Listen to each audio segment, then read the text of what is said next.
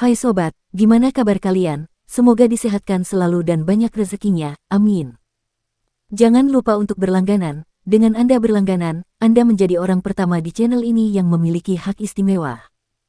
Pada kesempatan kali ini, Sabta Novel akan melanjutkan Tales of Herding Guts episode 161-165. Untuk melihat video selengkapnya, sahabat bisa kunjungi playlist yang telah Mimin sediakan. Yuk mari, kita berimajinasi bersama dan masuk ke alur ceritanya.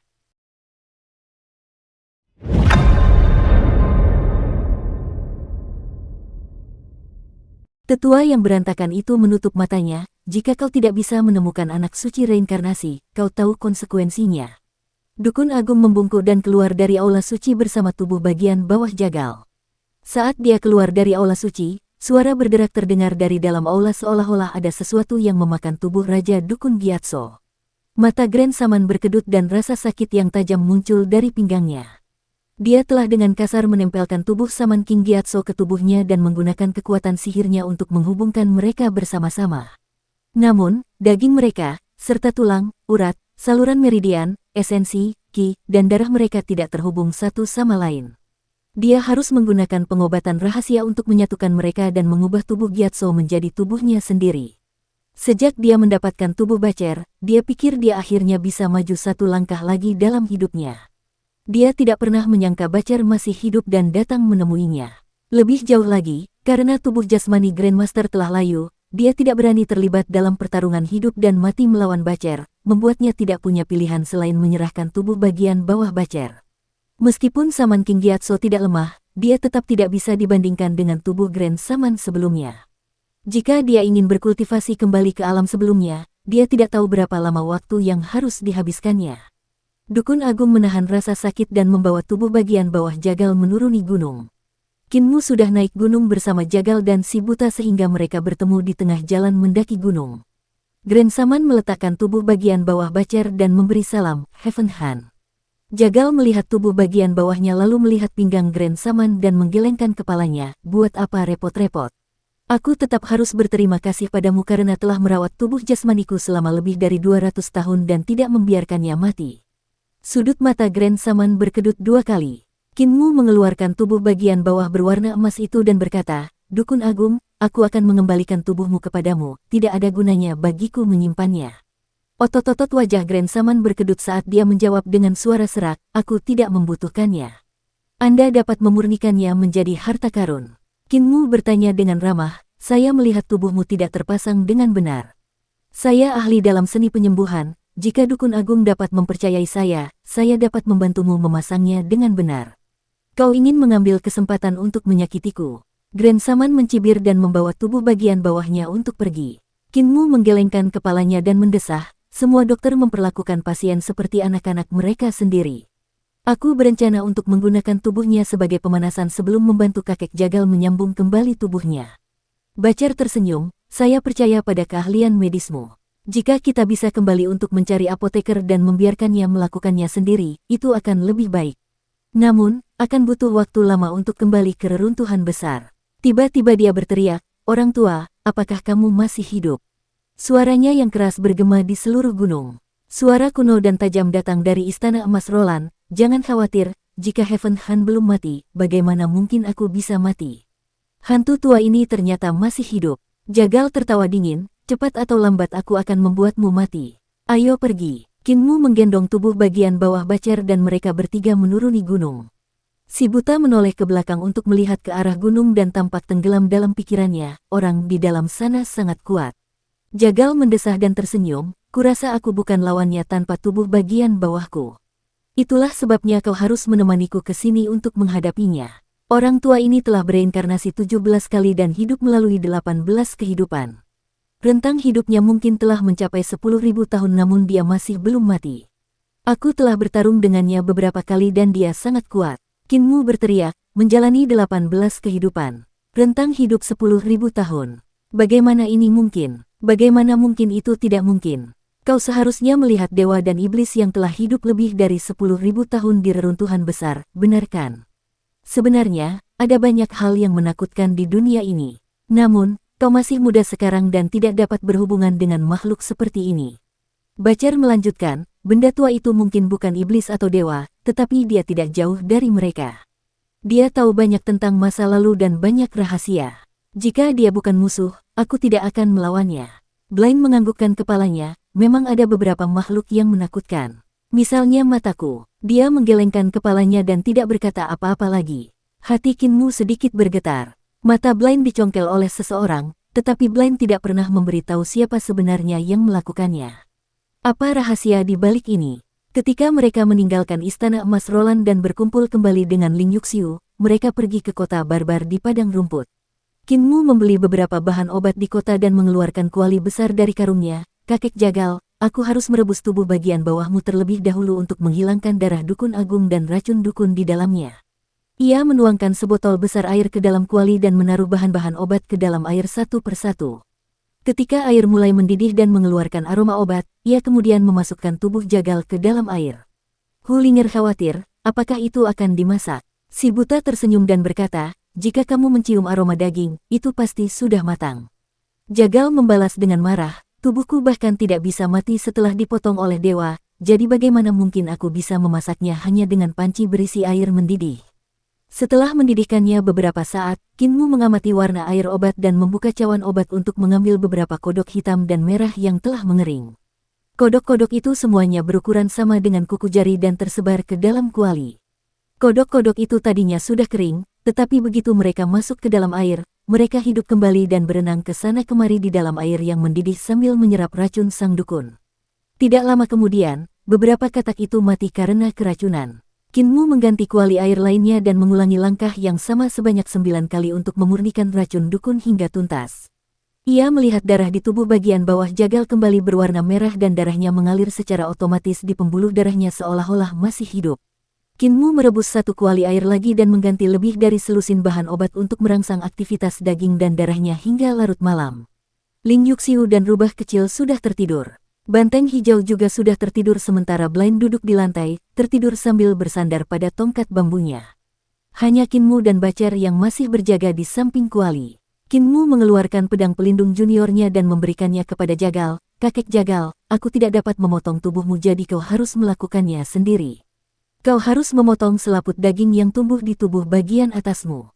Tidak perlu menggunakan pedangmu, aku akan menggunakan pisauku. Jagal mengeluarkan pisau pembantai babi dan menggertakkan giginya saat ia mengiris dan memotong selaput daging yang tumbuh di atas lukanya. Kultivasinya kuat, oleh karena itu, ia dapat segera menggunakan ki vitalnya untuk menutup lukanya dan tidak membiarkannya berdarah. Kinmu mengeluarkan tubuh bagian bawah dari kuali. Luka di tubuh bagian bawah masih segar sehingga dia tidak perlu mengirisnya. Kinmu mengeluarkan botol giok dan dengan hati-hati mengoleskan air liur naga pada bagian tubuh bagian atas dan bawah. Saat dia mengolesi air liur naga itu, dia dapat melihat daging tumbuh keluar dengan cepat seolah-olah itu adalah cacing merah kecil yang menggeliat tanpa henti. Ia tidak segera menyambungkan dua bagian tubuh itu dan malah memurnikan ki vitalnya menjadi benang-benang untuk memilih semua urat dan saraf guna menyambungkannya kembali terlebih dahulu. Benang-benang ki vital di telapak tangannya bertambah banyak saat mereka menghubungkan setiap daging, setiap selaput, usus, tulang belakang dan secara bertahap menyatukan tubuh. Namun, kulit di pinggangnya belum tumbuh. Kinmu akhirnya mengoleskan sedikit air liur naga pada lukanya dan kulitnya pun tumbuh kembali secara alami, menutup lukanya. Ia membangkitkan semangatnya dan mengangkat jagal dan menaruhnya di dalam kuali obat. Ia menaruh bungkus terakhir bahan obat ke dalam kuali dan memanaskan air hingga mendidih. Di dalam kuali, jagal menyandarkan lengannya di samping dan tiba-tiba berkata, "Muer, terima kasih atas semua kerja kerasmu." Kinmu menggelengkan kepalanya dan tersenyum. Saya telah mempelajari seni penyembuhan dari kakek apoteker selama bertahun-tahun dan semua keterampilan saya diajarkan oleh kakek apoteker. Itu tidak bisa dianggap sulit. Saya harap reputasimu tidak akan berantakan seperti apotekari. Air perlahan mendidih dan Bacar mengeluarkan kabut putih dari mulutnya, benar sekali. Aku terus melihatmu mengeluarkan barang-barang dari karung kain kecil itu. Bahkan kuali ini pun dikeluarkan dari karung. Ada yang aneh dengan karungmu. Coba aku lihat. Kinmu menyerahkan karung itu dan berkata, aku mengambil karung ini di Istana Emas Roland. Aku tidak tahu bagaimana, tetapi ada lahan seluas 1 hektar di dalam karung itu, jadi aku menggunakannya untuk menyimpan barang. Jagal membuka karung itu dan melihat isinya sebelum memberikan ekspresi aneh. Muer, sepertinya kamu telah mengambil cukup banyak barang dari perbendaharaan Istana Emas Roland. Wajah Kinmu menjadi sedikit merah. Kamu bisa belajar dari kripel, tapi kamu tidak bisa kecanduan. Jagal mendesah, sebenarnya kita semua punya kebiasaan buruk masing-masing di desa. Si cacat suka mencuri, si apoteker sering meracuni orang dan menggoda di mana-mana. Sedangkan dulu aku terlalu sombong dan mengacungkan pisauku ke langit. Si buta itu sombong dan sembrono, si tuli itu terlalu sombong, si bisu punya cara berpikirnya sendiri dan tidak menceritakannya kepada siapapun. Jangan bicara tentang kepala desa, bertingkah seolah dia misteri yang mendalam dan nenek itu pembuat onar. Aku takut kau tahu semua keburukan kami. Kinmu berkata dengan sungguh-sungguh, jangan khawatir, kakek Jagal. Sejak aku meninggalkan desa, aku belum pernah membuat masalah. Patriark sangat senang denganku. Kalau begitu, itu bagus. Kamu bisa membuat masalah, tetapi kamu harus bisa menyelesaikannya. Jagal menggoyangkan karung itu dan tersenyum. Aku pernah melihat karung ini sebelumnya dan ini disebut karung Taoti dan terbuat dari kulit Taoti. Seharusnya ada Taoti darah murni di reruntuhan besar dan jika penduduk desa kita melawannya bersama, kita mungkin bisa mengalahkannya. Kulit yang digunakan untuk membuat karung Taoti ini bukan dari Taoti darah murni tetapi garis keturunannya bisa dianggap sangat tinggi. Karung Taoti yang kulihat di masa lalu hanya berdiameter 10 kaki dan tidak banyak barang yang bisa dimasukkan ke dalamnya. Seharusnya terbuat dari kulit binatang aneh yang memiliki garis keturunan Taoti. Begitulah yang kulihat. Kinmu tercengang dan langsung bertanya, saya pernah melihat beberapa rumah yang dari luar tidak tampak besar namun memiliki ruang yang sangat luas di dalamnya. Bagaimana ini bisa terjadi? Itu mudah. Dengan menggiling tulang-tulang binatang aneh yang memiliki garis keturunan Taoti dan mencampurnya ke dalam semen, mencampurnya ke dalam cat juga tidak apa-apa. Dengan cara ini, ruang internal akan menjadi lebih besar. Jagal berkata, Taoti adalah binatang suci, sejenis naga. Binatang suci ini hanya makan dan tidak buang air besar sehingga ruang di perutnya sangat lebar. Kulitnya akan digunakan untuk membuat karung Taoti sementara tulangnya akan digunakan untuk membangun rumah. Ada banyak cara untuk menggunakannya, namun, yang berdarah murni jumlahnya terlalu sedikit. Kinmu tetap di sisinya dan mereka berdua mengobrol hingga Kinmu tertidur tanpa mengetahuinya. Ketika dia terbangun, dia menyadari bahwa api di bawah kuali telah padam. Dia hendak menyalakan kembali api ketika suara Jagal terdengar dari samping, Muer, tidak perlu begitu. Aku merasa tidak ada masalah besar dengan tubuhku sekarang. Kinmu segera menoleh ke belakang dan melihat Jagal sudah berpakaian. Ia mengenakan celana baru yang merupakan celana yang dibuat Kinmu sebelumnya setelah membeli beberapa kain saat ia sedang membeli bahan obat. Tetua ini mengenakan gaun Cina longgar di tubuh bagian atasnya dan janggut yang acak-acakan dicukur bersih, membuatnya tampak segar. Jagal menatapnya dari atas ke bawah dan menganggukkan kepalanya berulang kali, kamu sudah dewasa. Kami pernah membantumu di masa lalu dan sekarang kamu sudah bisa membantu kami. Itu bagus, itu bagus. Suara Blind terdengar dari luar, orang yang menyembelih babi, jika kau terus berbicara, kau tidak akan bisa pergi. Muridmu sudah menyusul. Jagal keluar dan berkata, ada tulang tangan dewa di dalam karungmu yang akan kusimpan untukmu. Kau tidak boleh membawa benda ini bersamamu, dewa itu masih hidup. Jika kau membawanya, itu hanya akan membawa malapetaka bagimu. Kinmu terkejut, pemilik tulang tangan itu masih hidup. Saat itu aku memotongnya dari surga, jadi tentu saja dia masih hidup. Jagal dan si buta berjalan beriringan dan perlahan menjauh. Meskipun langkah kaki mereka lambat, kecepatan mereka sangat cepat. Suara Jagal terdengar dari kejauhan, ini adalah tangan yang kugantikan dengan tubuh bagian bawahku. Namun, daging suci di atasnya tampaknya telah dilucuti dan diubah menjadi pil roh untuk dikonsumsi, jadi hanya tulangnya yang tersisa. Muer, ingatlah untuk kembali ke desa untuk merayakan tahun baru. Suara Blind juga terdengar dari jauh. Kinmu melihat mereka pergi dan tersenyum. Dia melambaikan tangan ke arah bayangan punggung mereka, aku pasti akan kembali untuk tahun baru. Si buta seakan melihatnya melambai dan mengangkat tangannya untuk melambai kembali tanpa menoleh ke belakang. Kakek buta memang kuat, Kinmu berseru, bisa melihat dengan jelas meski berada sangat jauh. Tak lama kemudian, terdengar suara keras dari kejauhan dan bergema di langit padang rumput, adik Kin, Kin. Kinmu mendengar bahwa itu adalah suara kanselir Basan dan langsung berteriak, saya di sini. Suara itu masih terus berteriak, akademisi kekaisaran Kin, akademisi Kin.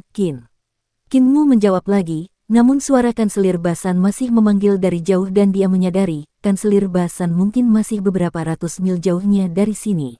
Suaranya dapat mencapai sini tetapi suaraku tidak dapat mencapainya. Ling Yuxiu terbangun dan segera berkata, gembala sapi, biarkan aku melakukannya. Setelah selesai berkata, dia melambaikan tangannya dan melepaskan seni dewa api, menembakkan bola api ke langit yang meledak dengan gelombang panas yang melonjak. Qin Mu memuji kepintarannya dalam hati dan tersenyum, tidak ada gunanya, dia masih beberapa ratus mil jauhnya dari sini jadi dia tidak bisa melihatnya. Hu Ling'er dan Banteng Hijau juga terbangun. Banteng Hijau melihat sekeliling dan tidak dapat menemukan Jagal dan si buta. Dia bertanya, di mana Tuan Tua? Mereka sudah pergi. Qin Mu masih mendengarkan selir Basan berteriak kepadanya dengan berbagai cara dan mendesah. Vokalkan selir Basan sungguh besar dan dia benar-benar bisa berbicara. Sangat sulit membayangkan bagaimana orang yang kasar seperti itu bisa begitu banyak bicara. Qin Mu berkata, mari kita pergi ke arah perbatasan. Jika kanselir Basan tidak dapat menemukan kita, dia pasti akan menuju ke sana. Banteng hijau itu menunjukkan wujud aslinya dan Qin Mu menggendong Hu Ling'er ke punggung banteng itu.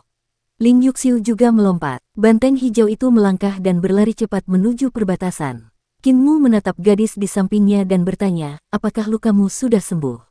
Ling Yuxiu menganggukkan kepalanya, bahkan bekas lukanya pun sudah hilang. Lihat, saya punya luka di pinggang saya sebelumnya dan sekarang sudah sembuh total. Dia menarik pakaiannya dan memperlihatkan pinggangnya sambil menoleh ke samping, di sini. Kulitnya sangat indah dan pinggangnya juga sangat putih. Dia mungkin tidak pernah terbakar matahari sebelumnya. Kulit Qin Mu awalnya lebih gelap karena dia sering berenang telanjang di sungai Surging selama musim panas, membiarkan dirinya terpapar sinar matahari yang terik. Kadang-kadang dia bahkan dikejar tanpa henti oleh monster ikan besar yang ada di ekornya.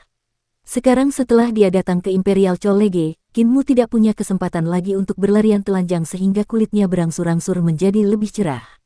Namun, jika dibandingkan dengan Ling Yuxiu, Qin Mu masih sedikit lebih gelap.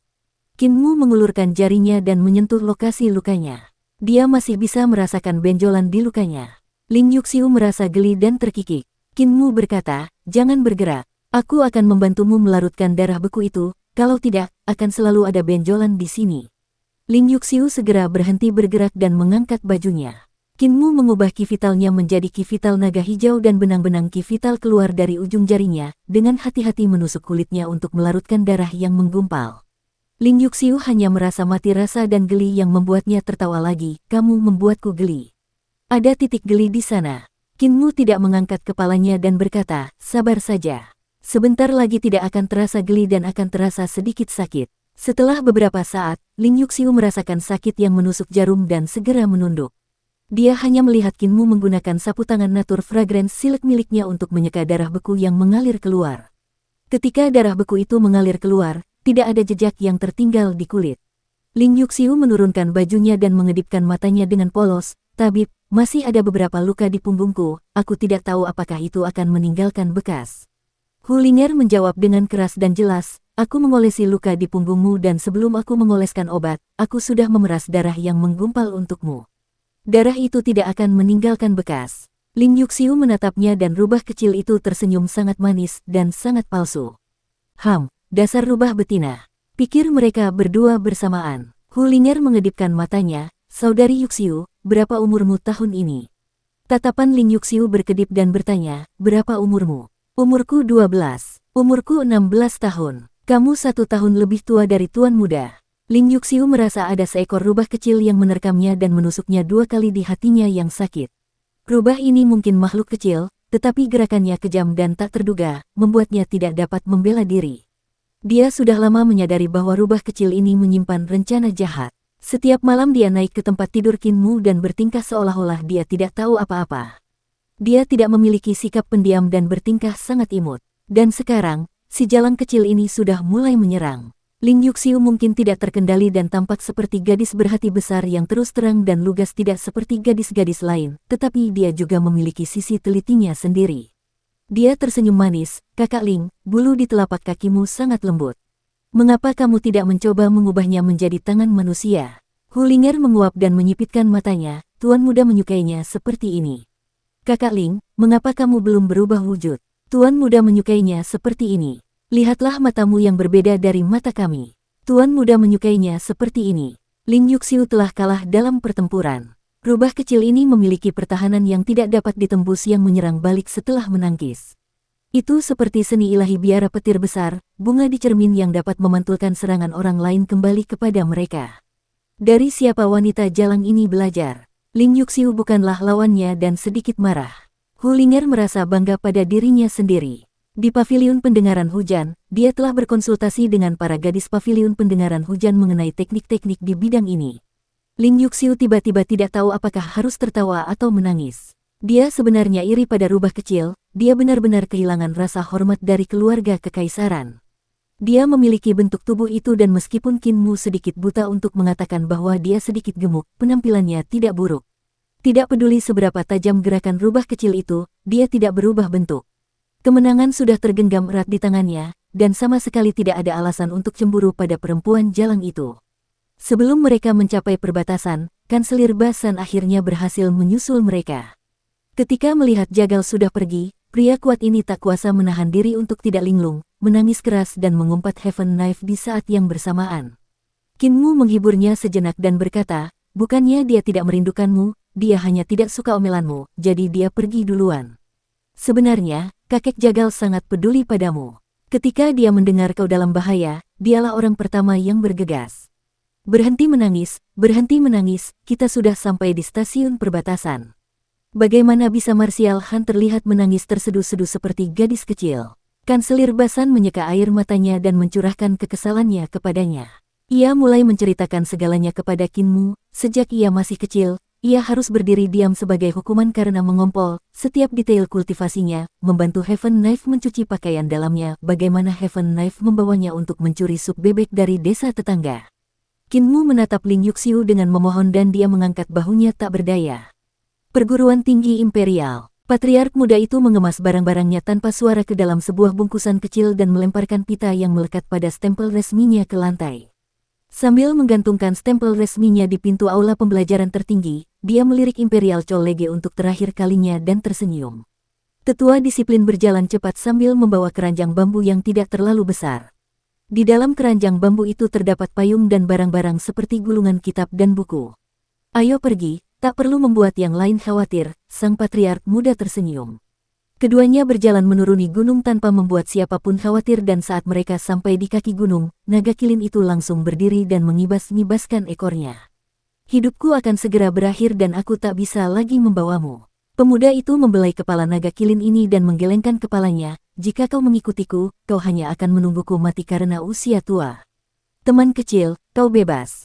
Kaca. Rantai di leher naga kilin terbuka dan naga kilin ini menatapnya dengan tatapan kosong. Dia menggelengkan kepalanya dan bertanya, Tuan tua, jika aku tidak bisa mengikutimu, kemana aku bisa pergi? Kamu awalnya hidup bebas jadi kemana kamu tidak bisa pergi? Patriark muda itu melambaikan tangannya dan menatap Imperial College yang telah ia bangun sendiri, dengan sedikit keengganan di matanya. Ia tiba-tiba berbalik dan pergi, menghabiskan tahun-tahun terakhirku di sini namun aku akan meninggalkan tempat ini hari ini. Aku tidak ingin mati karena usia tua di Imperial College. Yang tua dan yang muda pun keluar meninggalkan ibu kota dan begitu mereka keluar dari kota, sang patriark muda meminta penatua disiplin untuk tinggal di belakang sambil berjalan menuju orang itu sendirian. Teman Dao, guru kekaisaran menyapa, apakah kau akan pergi begitu saja? Apakah kau tidak akan meminta pemecatanmu dari kaisar? Patriark muda itu tersenyum, ketika aku memangku jabatan ini dengan mudah, aku tidak datang untuk kaisar jadi mengapa aku harus pergi untuk kaisar? Aku sangat senang bahwa Anda telah mengundangku ke sini dan datang untuk mengantarku pergi sekarang. Guru Kekaisaran Perdamaian Abadi mendesah sedih, teman Dao sudah bisa menghadapi kematian di mata. Aku ingin tahu berapa tahun lagi aku harus berkultivasi untuk bisa mencapai puncak kerangka berpikirmu. Biarkan aku mengantarmu pergi. Keduanya berjalan berdampingan sementara penatua disiplin mengikuti tak jauh di belakang. Guru Kekaisaran Perdamaian Abadi berkata, saat aku tahu kau akan pergi, aku merasakan ada bagian besar yang hilang dari hatiku. Tak seorang pun mengenalku lebih baik daripada dirimu di dunia ini. Tanpa dirimu, aku kehilangan satu orang yang bisa kuajak bicara. Sang patriark muda berkata, kamu punya ambisi besar dan masa depanmu penuh dengan kesulitan. Jalan yang kamu tempuh penuh dengan rintangan dan tidak ada yang bisa aku ajarkan kepadamu. Kamu harus mengandalkan dirimu sendiri. Guru Kekaisaran Perdamaian Abadi berhenti, dulu aku ingin mengakuimu sebagai guruku, mengapa kau tidak menerimaku? Sang patriark muda berkata dengan tenang, Aku tahu kau akan lebih baik dariku dan memiliki prestasi yang lebih tinggi dariku di masa depan, jadi aku tidak pantas menjadi gurumu, oleh karena itu, aku tidak bisa menerimamu sebagai muridku. Hal-hal yang telah kau pikirkan adalah hal-hal yang tidak pernah terpikirkan sebelumnya. Itu adalah hal-hal yang tidak akan pernah kucapai sepanjang hidupku. Aku juga telah belajar banyak hal darimu, oleh karena itu, aku tidak bisa menjadi gurumu. Guru Kekaisaran Perdamaian Abadi melangkah maju dan mengikutinya, saya masih sedikit bingung dan lelah akhir-akhir ini. Katakan, apakah jalan yang kita tempuh ini jalan yang ortodoks? Di mata apa yang disebut jalan ortodoks, jalan yang kita lalui bukanlah jalan ortodoks. Patriark muda itu berhenti dan menatap matanya, kami mendirikan sekolah dasar, perguruan tinggi, dan Imperial College untuk mereformasi sekte dan mengumpulkan ajaran dari berbagai sekte untuk mengajar para sarjana, untuk memperlakukan orang biasa dan pengikut sekte sebagai orang yang setara. Di mata mereka, kami menyimpang dari jalan ortodoks dan melakukan dosa yang tak terampuni. Namun, di mata kami, ini adalah jalan ortodoks. Jangan pedulikan apa yang dikatakan orang lain, apa yang benar adalah benar. Jangan biarkan gonggongan marah orang lain mengubahnya menjadi salah. Tubuh Guru Kekaisaran Perdamaian Abadi sedikit gemetar. Hal-hal yang ingin kamu lakukan terlalu besar dan jalan di depan penuh dengan duri dan onak. Hidupku akan segera berakhir dan aku tidak dapat membantumu lagi, kamu harus mengandalkan dirimu sendiri. Sang Patriark muda tersenyum tipis, kembalilah. Eternal Peace menggenggam kedua tangannya dan membungkuk ke tanah, terima kasih, sahabat Dao, atas dukunganmu selama setengah hidup. Sang Patriark muda membalas sapaannya, karena kita berjalan di jalan yang sama, tentu saja kita harus saling mendukung. Guru Kekaisaran Perdamaian Abadi berbalik untuk pergi, pakaiannya berkibar tertiup angin, menghilang ke dalam lautan manusia yang tak terbatas di ibu kota. Patriark muda itu bangkit dan memanggil penatua disiplin, ayo pergi. Sudah waktunya bagi pemimpin sekte muda untuk naik ke tampuk kekuasaan. Di perbatasan tembok besar, ekspresi Kanselir Basan berubah muram saat dia membawa Qin Mu dan Ling Yuxiu ke benteng perbatasan, merasa sangat tidak senang di dalam hatinya. Ketika Jenderal Barbar yang bertugas melihat mereka datang, ekspresinya berubah dan dia berkata, Martial Han, Tanah Suci telah memerintahkan untuk tidak membiarkanmu keluar dari perbatasan saat kami melihatmu. Kanselir Basan menatap dingin ke arah pria itu dan bertanya dengan dingin, apakah kamu ingin mati? Jenderal Barbar itu merasakan getaran di tulang belakangnya dan melihat sekeliling. Kanselir Basan menyapu pandangannya ke semua jenderal di sekitarnya dan bertanya dengan dingin, apakah kalian semua ingin mati? Orang barbar itu memaksakan diri untuk berteriak, buka gerbangnya. Gerbang terbuka dan Kanselir Basan menunggangi banteng keluar dari perbatasan. Qin Mu menoleh ke belakang dan tidak dapat menahan diri untuk berteriak kaget ketika dia melihat seorang pemuda barbar di atas menara gerbang kota sedang berlatih pukulan-pukulannya yang begitu kuat hingga membentuk angin. Pemuda barbar itu melihat seseorang sedang mengintip dan segera mempertahankan posisinya untuk melihat ke bawah. Pemuda ini sangat kuat dan memiliki fondasi yang sangat kuat, seru Qin Mu dengan kagum. Pemuda itu mengalihkan pandangannya dan cahaya bersinar dari matanya saat dia berteriak, Martial Han. Namaku Pangongso, putra Raja Padang Rumput. Aku pasti akan mengalahkan Martial Han di masa depan dan menjadi penguasa Padang Rumput. Kanselir Basan berbalik dan mengamati pemuda barbar itu, memujinya, semangat hebat, teruslah berlatih. Kau adalah bibit dengan fondasi yang bagus. Tunjukkan padaku rentetan pukulanmu lagi. Pangongso melancarkan serangkaian pukulan lagi dan Kanselir Basan berkata kepada Qin Mu, anak ini memiliki kendali yang hebat atas keterampilan tinjunya dan kekuatannya jauh lebih dahsyat daripada orang lain.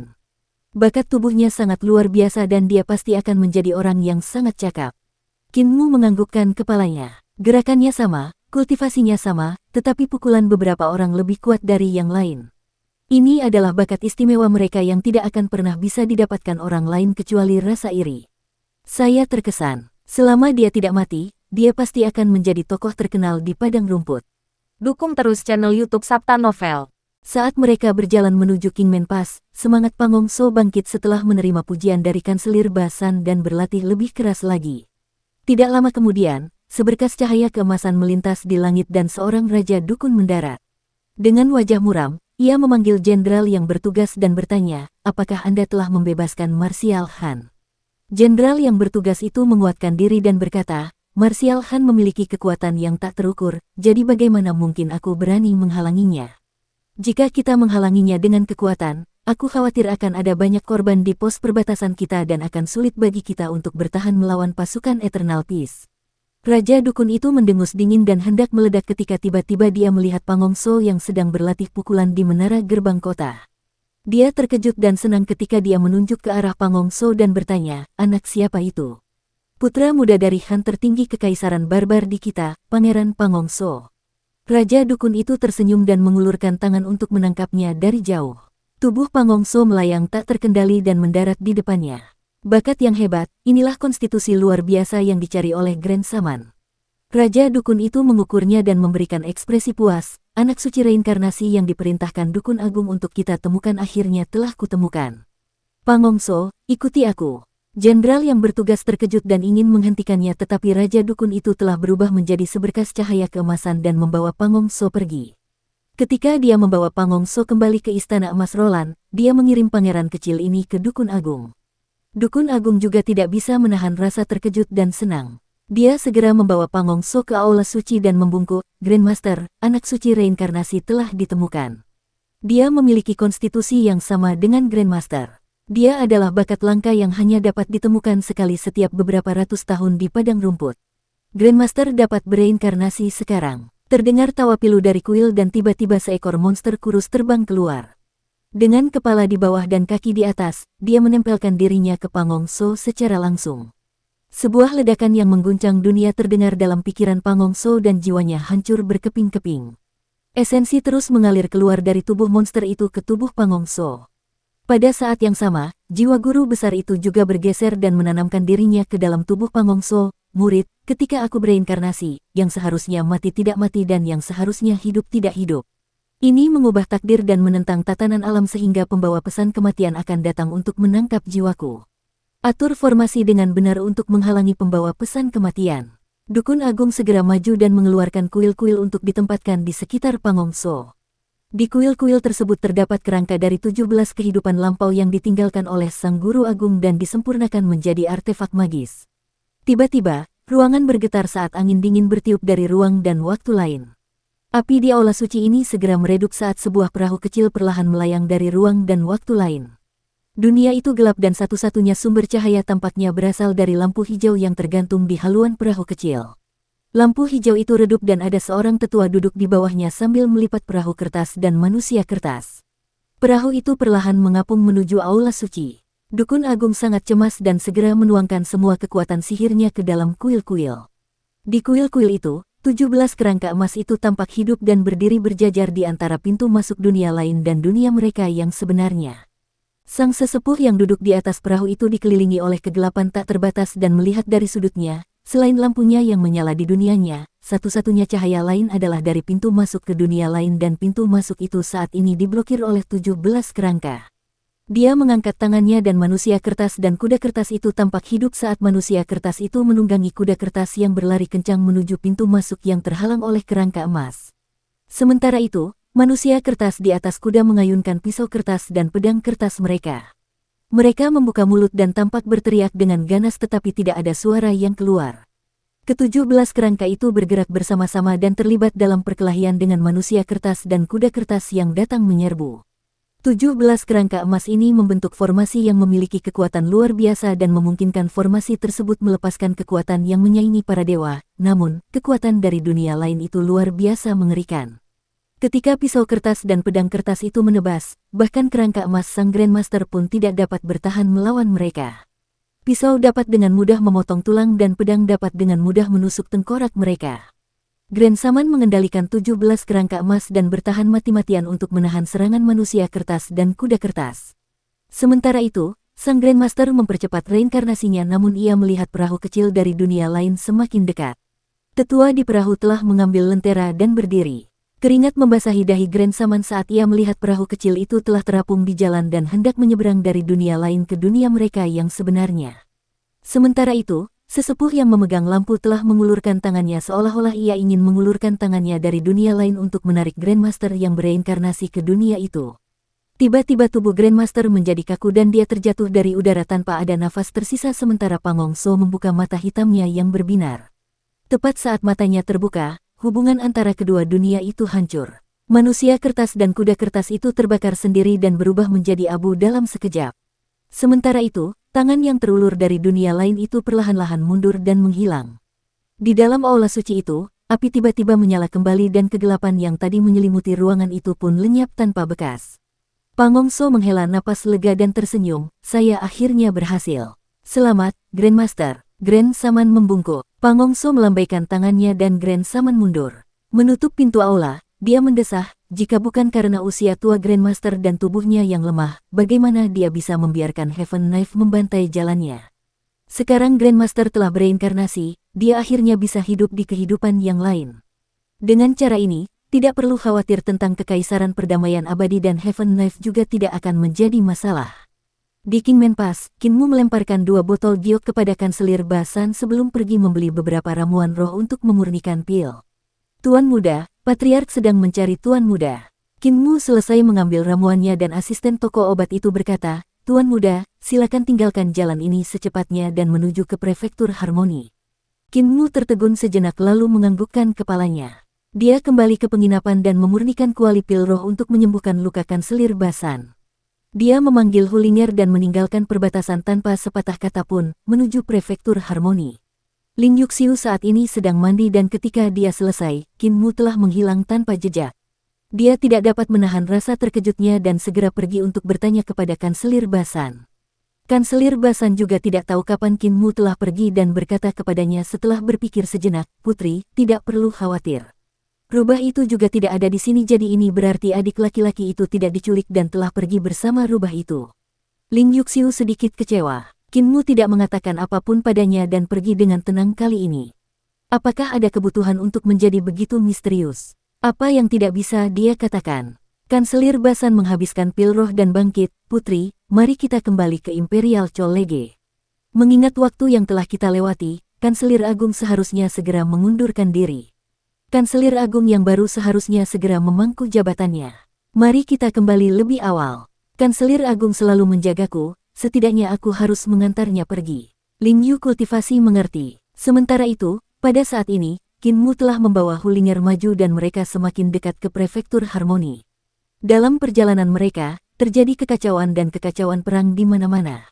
Akan ada sekte yang mengumumkan bahwa Kaisar telah menempuh jalan yang salah dan secara keliru membiarkan pengajar kekaisaran yang pengkhianat membawa kekacauan besar ke seluruh dunia.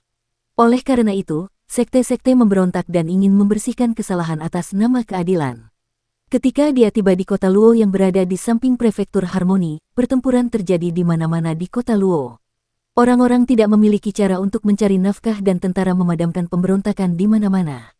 Namun, itu seperti mereka mencoba menghentikan air agar tidak mendidih, karena tidak banyak gunanya. Guru Kekaisaran Perdamaian Abadi telah membiarkan api ini berkobar terlalu hebat. Sebagian besar pejabat yang membentuk Dewan Kekaisaran Perdamaian Abadi adalah para ahli dari berbagai sekte dan sekarang setelah sekte-sekte ini memberontak, para pejabat ini memberontak bersama-sama. Fondasi kekaisaran telah terguncang dan sudah sangat sulit untuk menekan pemberontakan. Metode apa yang dimiliki Imperial Preceptor untuk menenangkan kekacauan di dunia? Kinmu bingung, jika terus seperti ini, aku khawatir semua sekte di dunia ini akan memberontak. Saat itu tiba, bahkan jika Kekaisaran Perdamaian Abadi mampu meredakan pemberontakan, mereka akan mengalami kerugian besar. Ini adalah sesuatu yang pasti tidak ingin dilihat oleh Guru Kekaisaran Perdamaian Abadi. Jika Kekaisaran Perdamaian Abadi menderita kerugian besar dalam kekuasaan, bagaimana ia bisa menenangkan negara-negara lain di sekitar Kekaisaran Perdamaian Abadi dan bagaimana ia bisa menduduki reruntuhan besar untuk memperoleh prestasi seumur hidup?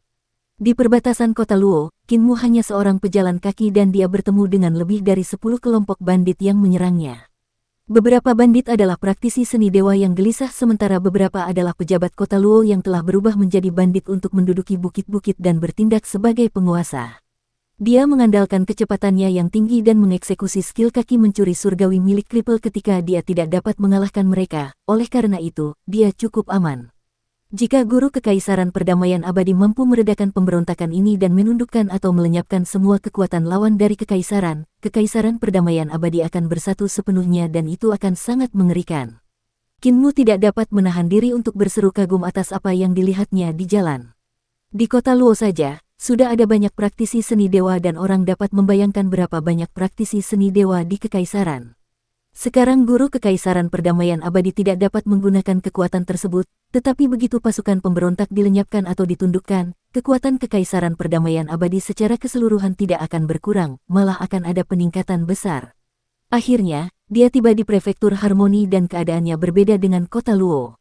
Prefektur Harmoni tampak damai dan sejahtera sementara warganya hidup damai dan bekerja dengan gembira. Kinmu melewati ladang dan melihat beberapa praktisi bela diri sedang melaksanakan mantra, mengubah angin menjadi bilah angin untuk memanen tanaman bagi para petani. Kinmu berhenti untuk melihat-lihat dan melihat beberapa praktisi bela diri itu mengolah mantra dari sekte iblis surgawi. Mereka mengendalikan angin untuk membantu beberapa keluarga menyelesaikan panen mereka dan pergi ke keluarga-keluarga itu untuk melunasi tagihan setelahnya. Salah seorang gadis berkata, "Jangan jemur padi hari ini.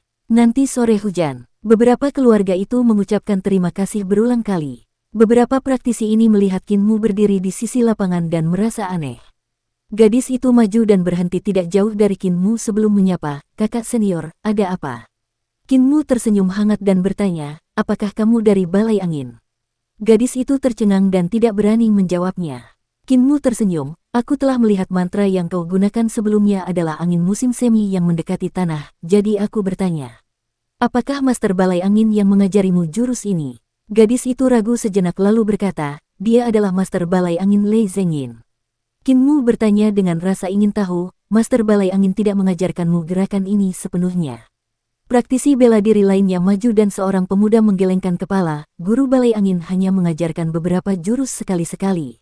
Biasanya dia hanya mengajarkan sekali dan tidak lagi, jadi kami belum mempelajarinya secara tuntas."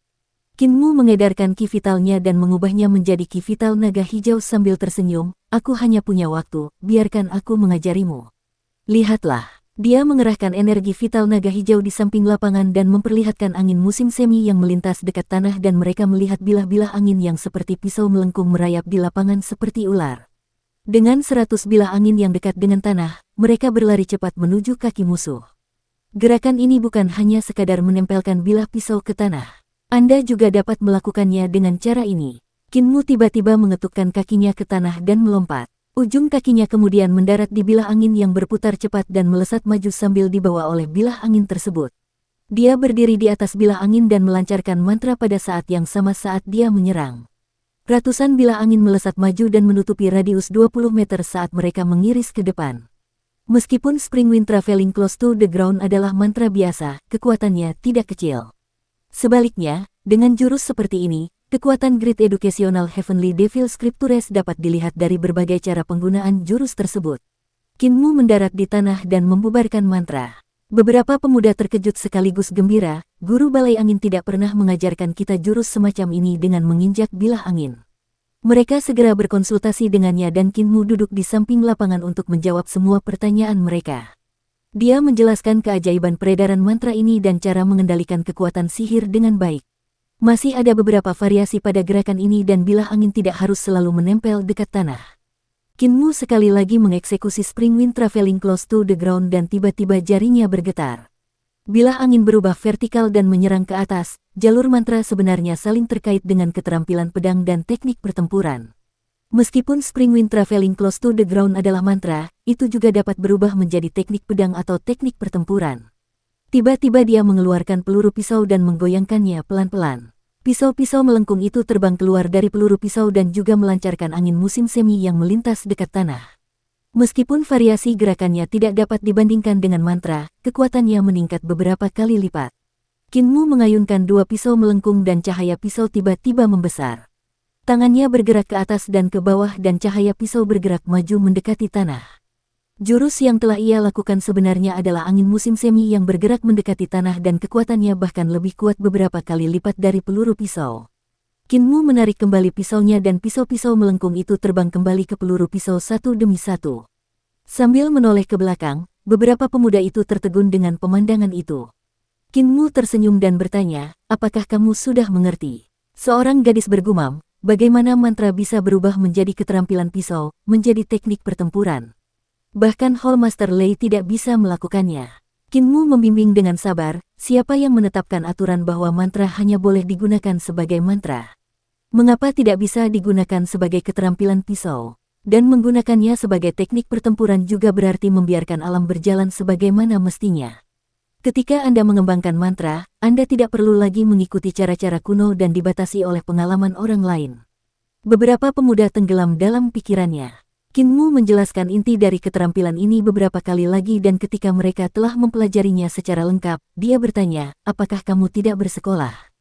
Saya melihat kamu masih muda jadi mengapa kamu tidak mencari ilmu di sekolah dasar? Seorang pemuda menjawab dengan sedih, kasihan. Dari mana kamu punya uang untuk sekolah? Kami hanya bisa mendapatkan uang selama musim tanam yang sibuk. Kultus suci mengajarkan kami mantra, keterampilan pedang, dan teknik bertarung agar kami bisa mencari nafkah dan tidak mati kelaparan. Jadi begitu, Kinmu sepertinya sedang memikirkan sesuatu ketika sebuah suara yang familiar tiba-tiba terdengar, kamu mengajar dengan baik dan mereka belajar dengan baik. Kinmu segera berbalik dan melihat orang yang sedang berbicara. Dia segera menyapa, Patriark, Penatua Disiplin, kapan Anda tiba? Dia tidak tahu kapan patriark muda itu muncul di kejauhan dan Penatua Disiplin mengikutinya. Penatua Disiplin tersenyum, kami sudah di sini cukup lama. Kami lewat sini dan melihatmu mengajari mereka mantra jadi kami berdiri dan mendengarkan di samping tanpa menyela. Patriark muda itu memuji, sekarang saya merasa memberikan kitab suci iblis surgawi pendidikan agung kepada Anda adalah pilihan yang sangat tepat. Sudah dianggap luar biasa bagi orang lain yang mengolahnya untuk memahami kitab suci iblis surgawi pendidikan agung. Mereka paling banyak dapat mengembangkan satu atau dua kegunaan dari sebuah mantra, tetapi Anda dapat memikirkan begitu banyak kegunaan yang berbeda. Bagus, sangat bagus. Kinmu bingung, bukankah mantra seharusnya digunakan seperti ini? Patriark muda itu tersenyum, seharusnya begitu. Hanya saja, para pemimpin sekte sebelumnya terlalu bodoh dan tidak memikirkan penggunaan semacam ini. Ayo kita pergi. Kinmu mengakui dan membawa Hulinger untuk mengikuti mereka ke kota prefektur Harmoni. Ayah, aku lupa bertanya siapa dia. Seorang gadis tiba-tiba berteriak. Beberapa pemuda itu melihat ke arah Kinmu dan yang lainnya yang berjalan semakin jauh. Seorang pemuda bergumam, baru saja dia memanggil seorang patriark muda dan lelaki tua tetua disiplin, jadi siapa dia? Pengetahuannya bahkan lebih tinggi dari Hall Master Lei. Dia pasti tokoh penting dalam sekte suci kita. Kinmu menggelengkan kepalanya dan berkata, patriark harus mendirikan sekolah dasar, perguruan tinggi, dan universitas kekaisaran di sekte kita sehingga para pengikut sekte kita tidak akan ketinggalan zaman. Patriark muda itu tersenyum, ini adalah tugas guru sekte suci, bukan tugas patriark. Guru sekte muda, ini akan menjadi tanggung jawabmu mulai sekarang. Kinmu menatap kosong dan bertanya, mengapa Master Sekte Li tidak melakukannya 40 tahun yang lalu? Master Sekte Li tergila-gila pada pesona wanita dan terpikat oleh Nyonya Sekte, jadi bagaimana mungkin matanya masih bisa menatap orang-orang di dunia? Kinmu terdiam, Nenek Si terseret ke dalam masalah ini lagi. Saat itu Li Tianxing sangat mencintai Nenek Si dan melewatkan reformasi yang mendapat perhatian dunia. Sebagai perbandingan, tidak baik bagi Sekte Dao dan Biara Petir Agung untuk menyesuaikan diri dengan reformasinya. Meskipun mereka adalah tempat suci jalan lurus dan jalan agama Buddha, metode mereka adalah bahwa setiap guru menerima beberapa murid dan guru hanya dapat mengajar beberapa murid ini. Berbeda dengan Sekte Iblis Surgawi. Metode Sekte Iblis Surgawi adalah sistem tanggung jawab kepala aula. Meskipun kepala aula adalah praktisi yang kuat, mereka tidak bertanggung jawab untuk menerima murid dan hanya memberikan teknik dan seni ilahi mereka sesekali. Kultus Iblis Surgawi benar-benar dapat mendirikan beberapa sekolah dasar dan perguruan tinggi di dalam kultus tersebut dan untuk Imperial Chollege. Untuk Imperial Chollege, kita bisa mengirim mereka untuk belajar di Imperial Chollege.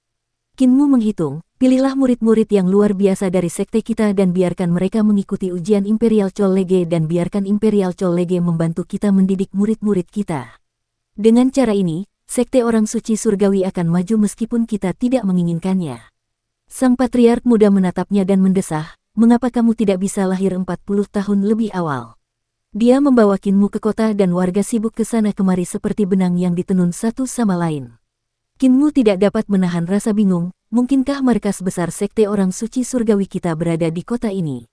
Bukankah ini terlalu mencolok? Patriark muda membawanya ke istana penguasa kota dan ketika mereka sampai di sana, mereka bahkan tidak memberitahu siapapun dan langsung masuk ke istana. Di istana, sudah ada banyak petinggi sekte iblis surgawi berkumpul. Ada kepala aula, tetua pelindung sekte, pengawas, wali, dan raja surgawi sekte. Ketika orang-orang melihat patriark muda dan Kinmu, mereka semua berdiri untuk memberi salam. Kinmu membalas sapaan mereka dan sang patriark muda menganggukkan kepalanya pelan sebelum bertanya, apakah semuanya sudah di sini? Seorang tetua pelindung sekte berkata, Nyonya dan orang suci sekte belum datang. Raja Surgawi Kian dari sekte Raja Surgawi juga belum datang. Patriark muda itu menganggukkan kepalanya, kalau begitu, mari kita tunggu sebentar lagi. Tak lama kemudian, terdengar suara yang manis dan memikat, apakah Muer dan Patriark ada di sini? Ketika Kinmu mendengar suara ini, dia merasakan darahnya mengalir deras ke kepalanya. Semua kepala aula, tetua lainnya memerah karena antisipasi seolah-olah mereka telah melihat pasangan impian mereka yang sempurna ketika mereka mendengar suara itu. Hati Patriark muda itu juga sedikit bersemangat dan ekspresinya berubah. Dia berteriak, "Si Yuyu, bersikaplah sedikit serius." Suara nenek Si kemudian terdengar dari luar, membosankan sekali. Patriark muda itu terbang keluar dari pintu dan bergegas keluar. Suaranya terdengar, "Siapa yang membiarkanmu menunjukkan penampilan aslimu? Jika kamu menunjukkan penampilan aslimu, kamu akan membuat seluruh upacara menjadi kacau balau. Tentu saja kamu harus datang dalam keadaan jelekmu, anak yang kamu besarkan akan menjadi pemimpin sekte. Apakah kamu ingin dia terpesona olehmu? Itu lebih baik. Masuklah." Kinmu menghela napas lega bersama semua orang di istana penguasa kota. Keringat dingin membasahi dahi beberapa tetua berambut putih dan Raja Surgawi saat mereka menenangkan diri. Di luar pintu, kepala keluarga muda dan nenek Si masuk. Wanita tua itu masih sedikit tidak senang dan melihat sekeliling. Ketika dia melihat Kinmu, dia tersenyum. "Nenek." Kinmu segera maju dan menarik tangan nenek Si. Dia terkekeh pelan, "Nenek, aku tahu kamu di Imperial Chollege, kamu bahkan tidak mengubah namamu." Nenek Si bingung, "Aku tidak pernah pergi ke Imperial Chollege. Aku hanya memperhatikanmu dari jauh. Selain itu, ada patriark di Imperial Chollege jadi aku sama sekali tidak khawatir tentang keselamatanmu." Kinmu tersenyum dan berkata, "Nenek masih akan berakting. Aku sudah melihatnya, kau adalah Si dari Imperial Chollege." Santo telah tiba. Sebuah suara menggelegar tiba-tiba terdengar. Kinmu hendak mengucapkan nama Si Yuxiang ketika dia tiba-tiba melihat Si Yunxiang berjalan masuk dari pintu. Suara nenek Si kemudian terdengar di samping telinganya, "Wanita suci itu bahkan teman sekelas dari Master Sekte, kalian berdua masuk ke Imperial Chollege pada waktu yang sama." Kinmu tercengang. Dia menatap Si Yunxiang lalu menatap nenek Si di sampingnya lagi dengan ekspresi tercengang. Dia selalu mengira nenek Si adalah Si Yunxiang dan sekarang Si Yunxiang yang lain telah muncul dan dia adalah wanita suci dari Sekte Iblis Surgawi saat ini. Dia merasa pikirannya menjadi kacau. Wanita suci saat ini juga memiliki nama keluarga Si, oleh karena itu, dia memiliki kesan pertama dan terus menguji apakah dia adalah nenek Si. Dia bahkan sengaja menggoda wanita suci itu beberapa kali untuk melihat apakah dia akan menjadi malu. Sampai terakhir kali Si Yunxiang mengujinya, dia hanya memastikan Si Yunxiang adalah nenek Si dan sekarang. Wanita suci generasi ini jauh lebih aman daripada generasi sebelumnya. Wanita suci generasi sebelumnya hanyalah seorang iblis. Seorang tetua berambut putih mendesah, "Meskipun mereka berdua berasal dari keluarga Si, orang suci generasi ini tidak akan membawa bahaya pada sekte suci kita." Nenek Si menatapnya dengan mata marah. Orang tua itu memalingkan mukanya dan bersikap seolah-olah dia tidak melihatnya. Si Yunxiang melangkah maju dan datang ke sisi Kinmu. Dia masih sedikit malu dan menyapa dengan tulus, "Tuan muda." Saintes Si Yunxiang memberi hormat kepada Tuan muda. Kinmu segera membalas sapaannya, "Adik perempuan terlalu sopan." Wanita suci generasi ini bersikap alami dan tidak terkendali dalam perilakunya. Seorang tetua mendesah sedih, tidak seperti generasi sebelumnya, yang berencana membunuh pemimpin sekte suci sebagai istrinya. Nenek Si menjadi marah dan berteriak, "Wanita tua, aku masih di sini, apa yang kau inginkan, orang tua?" Tetua itu segera diam dan tidak berani membantahnya. Santo Si Yunxiang bukanlah orang yang mudah diajak berurusan. Tatapan Kinmu goyah dan menatap gadis yang tampak lembut dan pemalu ini, sambil berpikir dalam hati, dia memiliki pikiran yang mendalam dan orang yang mengalahkan Fauzi seharusnya adalah dia. Dia kemudian datang untuk memamerkan diri kepadaku untuk menguji batas kesopananku. Dia sudah lama tahu bahwa aku adalah pemimpin sekte muda namun dia pamer di hadapanku, untuk apa itu? Nenek Si tersenyum, Si Yunxiang berasal dari keluarga Siku dan Patriark mengajarinya secara pribadi selama beberapa tahun. Patriark menemukannya setelah dia menemukanmu, dan ketika dia bertemu dengannya, dia bahkan mendesah sedih bahwa jika dia bertemu dengannya lebih awal, dia tidak akan memilihmu. Kinmu menatap Si Yunxiang dan Si Yunxiang juga menoleh secara kebetulan. Tatapan mereka bertemu dan Kinmu dapat melihat ketidaksetujuan di matanya yang tampak lembut. Kinmu tersenyum. Si Yunxiang harus dipersiapkan dengan baik oleh patriark muda di bawah aturan pemimpin sekte. Dia kemudian membiarkannya mengikuti ujian Imperial College bersama Kinmu di tahun yang sama untuk membandingkan keduanya. Kinmu tidak pernah tahu bahwa dia sebenarnya mempunyai kontes dengan gadis ini. Bagaimana dia bisa membantu ketika Kinmu terlalu memukau selama ujian dan telah mengalahkan Daois Ling Yun sampai ke Kaisar. Tidak peduli apa yang si Yun Xiang coba lakukan, itu hanya akan dibayangi olehnya dan tidak lebih baik darinya. Sementara itu, ujian Patriark adalah untuk menguji kemampuan Kinmu dalam menjadi seorang pemimpin sekte. Setelah diuji, Patriark memiliki pola pikirnya dan orang yang dipilihnya bukanlah si Yun Xiang. Dibandingkan dengannya, Kinmu lebih cocok menjadi pemimpin sekte suci.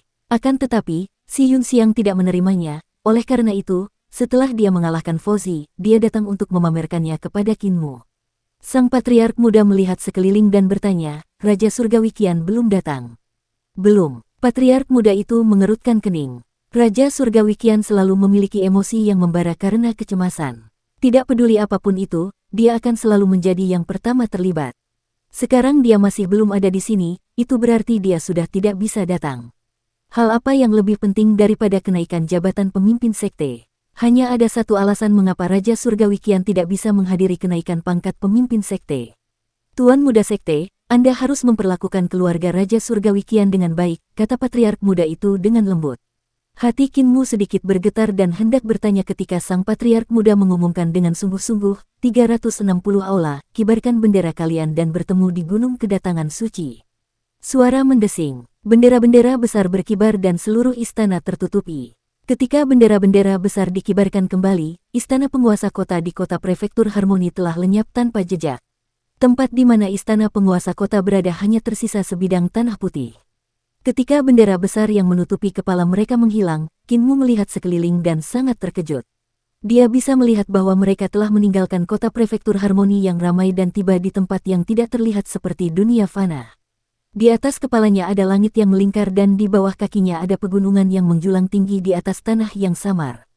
Seseorang tidak dapat mencapai langit jika naik ke atas dan tidak dapat mencapai tanah jika turun ke bawah. Gunung hijau itu tampak hijau segar, tetapi tidak ada matahari yang terlihat di langit dan tidak ada daratan yang terlihat saat dia menundukkan kepalanya. Gunung ini tampaknya tidak berada di dunia fana. Ini Gunung Saint Rivel. Kinmu melihat sekeliling dan melihat deretan demi deretan gunung. Beberapa aula istana tersembunyi jauh di dalam hutan yang seharusnya merupakan aula istana yang dibangun oleh sekte suci. Namun, Patriark muda itu tidak membawanya berkeliling aula istana itu dan malah membawanya ke pohon cemara. Pohon cemara itu hijau dan rimbun, dan sudah ada sejak entah berapa tahun yang lalu. Ada gubuk jerami di bawah pohon cemara itu dan sangat bersih. Gubuk itu tidak menunjukkan tanda-tanda kerusakan akibat berlalunya waktu. Ada sebuah batu besar di bawah pohon cemara dan sang Patriark muda sampai di dasar pohon cemara. 360 kepala aula, 12 tetua pelindung sekte, 8 pengawas agung, 3 raja surgawi sekte agung, penjaga kiri dan kanan duduk di bawah pohon cemara. Patriark muda memberi isyarat kepada Kinmu untuk maju dan berkata, gunung ini awalnya berada di dunia fana. Saat itu ketika guru pendiri sekte orang suci surgawi kita datang ke sini, dia melihat seorang penebang kayu sedang memotong kayu bakar. Pohon yang sedang ditebangnya adalah pohon cemara ini. Ketika penebang kayu itu memotong kayu bakar, dia melakukannya dengan gerakan teratur yang tampaknya mengandung keajaiban tak terbatas di dalamnya. Sementara itu, ketika pohon cemara itu ditebang, potongan lain akan tumbuh keluar, mengembalikannya ke keadaan semula. Ketika guru pendiri menyadari bahwa dia bertemu dengan seorang suci, dia berkonsultasi dengan penebang kayu itu. Penebang kayu itu kemudian menyampaikan jalannya kepadanya di bawah pohon cemara ini, dan begitu dia memulainya, dia terus melakukannya selama puluhan tahun. Guru pendiri itu menerima pemahaman tanpa akhir tetapi dia masih belum puas dan karenanya dia bertanya kepada penebang kayu, bagaimana menjadi seorang suci. Kinmu mendengarkan dengan saksama dan Patriark muda itu berhenti sejenak sebelum melanjutkan. Penebang kayu berkata, jika seseorang ingin menjadi orang suci, seseorang harus terlebih dahulu membangun kebajikannya, membangun jasanya, dan membangun ide-idenya dalam tulisan, yang merupakan 3 perbuatan abadi. Guru pendiri bertanya sekali lagi tentang bagaimana mencapai 3 perbuatan abadi. Penebang kayu berkata, logika yang jelas, pemahaman yang jelas, ajaran yang jelas. 3 hal yang jelas menjadi guru bagi semua orang. Dengan demikian, guru pendiri sepenuhnya tercerahkan. Patriark muda itu mengangkat kepalanya dan menatap pohon cemara yang telah melalui transformasi waktu. Guru pendiri tahu untuk menjadi orang suci, ia harus terlebih dahulu menjadi guru semua orang. Oleh karena itu ia merapikan ajaran orang suci itu menjadi tulisan-tulisan dan menyusunnya menjadi sebuah catatan yang sekarang dikenal sebagai Kitab Suci Iblis Surgawi Pendidikan Agung. Ketika guru pendiri menuliskan Kitab Suci Iblis Surgawi Pendidikan Agung, dia telah memperoleh logika yang jelas. Kemudian ia berkeliling dunia dan mengalami beberapa ratus tahun dalam menyampaikan prinsip-prinsip yang telah disampaikan oleh orang suci itu kepada orang lain. Prinsip-prinsip yang telah disampaikan oleh orang suci itu kepadanya menjadi prinsip-prinsipnya setelah ia menyampaikannya kepada orang lain. Dari mulut seseorang ke telinga Anda, dari mulut Anda ke telinganya, inilah yang disebut pemahaman. Sang guru pendiri memperoleh pemahaman yang jelas. Mengenai ajaran yang jelas, sang pendiri mendirikan sebuah aliran sesat untuk mengenang dengan penuh kasih bagaimana si penebang kayu telah menunjukkan jalan yang benar kepadanya. Oleh karena itu ia menyebutnya aliran orang suci surgawi dan menetapkan doktrin aliran sesat tersebut. Jalan orang suci tidak lain adalah penggunaan sehari-hari bagi orang biasa. Siapapun yang melakukan sebaliknya dianggap sesat. Bertindak lugas, mengikuti jalan alam, itulah arti dari jalan. Itulah asal-usul doktrin aliran sesat kita. Di bawah mereka, meskipun semua kepala aula, penjaga, tetua adalah orang-orang yang lebih tinggi, kebanyakan dari mereka menghadiri kenaikan pangkat master tebasan untuk pertama kalinya. Bahkan para tetua pelindung sekte, Raja Surgawi Sekte tidak membiasakan diri dengan sejarah. Mereka semula mengira akan diadakan semacam upacara yang menggemparkan dunia untuk kenaikan pangkat sang pemimpin sekte, tetapi tidak menyangka sang patriark muda akan mulai berbicara tentang sejarah sekte tersebut. Perihal kisah legendaris sang guru pendiri ini, mereka telah melihat catatannya di antara catatan-catatan kuno sekte tersebut, tetapi itu hanyalah potongan-potongan kecil dan tidak sedetail dan semengharukan seperti yang diuraikan oleh patriark muda itu. Yang dimaksud dengan ajaran yang jelas adalah menyampaikan, mengajar. Guru pendiri yang mendirikan aliran ini adalah menyampaikan ajaran orang suci kepada semua orang di dunia. Ia berhasil menjadi guru bagi semua orang, memiliki logika yang jelas, pemahaman yang jelas, dan ajaran yang jelas. Ia menegakkan kebajikannya, menegakkan kata-katanya, tetapi ia tidak menegakkan jasa-jasanya dan dengan demikian ia tidak menjadi orang suci. Patriark muda itu melanjutkan, di tahun-tahun terakhirnya, dia terus berpikir tetapi dia tidak tahu di mana letak kelebihannya. Meskipun guru pendiri belum menjadi orang suci, dia telah menetapkan kata-katanya untuk orang suci itu dan mendirikan sekte secara pribadi, menyempurnakan kebajikannya. Dengan mencapai 3 pencerahan dan 2 tindakan abadi, dia telah jauh melampaui banyak orang biasa. Kinmu, apakah kamu bersedia mewarisi kebajikan dan kata-kata, logika, dan pemahaman guru pendiri? Kinmu membungkuk dan menangkupkan tinjunya sambil mengulurkan tangan ke depan, murid bersedia. Patriark muda itu tersenyum dan berkata, kalau begitu, sekte ini akan menjadi milikmu. Kamu harus memikul tanggung jawab ini. Kinmu menjawab dengan sungguh-sungguh, murid akan memikul tanggung jawab ini. Sang patriark muda tersenyum lembut dan berkata, pergilah dan duduklah di atas batu itu. Kinmu maju untuk duduk di atas batu di bawah pohon pinus cemara. Patriark muda itu menunduk dan suaranya bergema dalam, batu ini adalah batu santo, tempat duduk orang suci. Saat itu, penebang kayu yang membimbing guru pendiri adalah orang suci yang turun dari surga. Dia tidak memiliki hubungan darah dengan guru pendiri, tidak ada keuntungan yang bisa diperoleh, namun dia telah menjadi guru dan memberikan keterampilan kepada guru pendiri hanya karena guru pendiri ingin belajar darinya. Orang yang duduk di batu santo adalah guru sekte, tetapi dia juga akan menjadi guru suci sekte kita. Tatapannya menyapu setiap kepala aula, tetua pelindung sekte, pengawas, raja surgawi, dan wali. Dia memerintahkan dengan sungguh-sungguh, kalian semua, lakukan ritual murid dan berikan penghormatan kepada guru suci. 360 kepala aula, 12 tetua pelindung sekte, 8 pengawas agung, 3 raja surgawi sekte, penjaga kiri dan kanan semuanya menjaga ritual murid. Saintes Si Yunxiang ragu sejenak dan hanya bisa menjaga ritual murid. Para murid memberikan penghormatan kepada guru pemujaan suci. Semua orang berteriak serempak yang bergema di seluruh gunung Saint Rival. Patriark muda itu menatap nenek Si dan berkata dengan sungguh-sungguh, Li Tianxing, pemimpin sekte baru telah naik pangkat, jadi mengapa kau tidak menunjukkan dirimu? Apakah kau tidak akan memberikan teknik sekte kita? Apakah kau akan membawa teknik suci sekte kita ke liang lahatmu dan menguburnya sepenuhnya? Tubuh nenek Si bergetar dan sebuah suara kuno keluar, murid mengikuti perintah guru. Dia jelas seorang wanita namun dia berbicara seperti orang tua dengan suara kasar yang sangat mencengangkan.